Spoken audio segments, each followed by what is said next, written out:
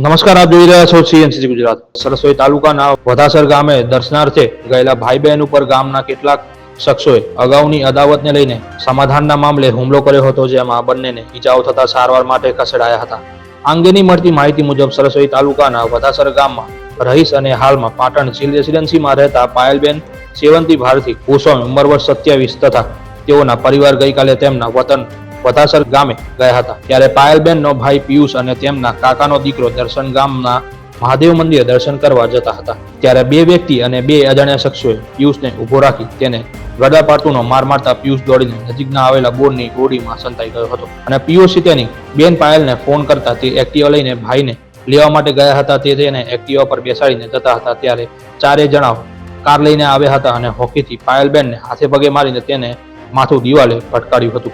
તેને માથામાં સોજો આવ્યો હતો અને ઈજા પહોંચી હતી. ત્યારે વચ્ચે પડતા બે અજાણ્યા શખ્સોએ તેમને માર્યા હતા. તેમણે બૂમો પાડતા એક વ્યક્તિએ વચ્ચે પડીને તેને છોડાવ્યો હતો ને તેઓએ જતા જતા કહેલ કે તમે સમાધાન કરી નાખજો, નહીં તો જાનથી મારી નાખીશું તેવી ધમકી પણ આપી હતી. Bureau chief, CNCC Gujarat, Patan.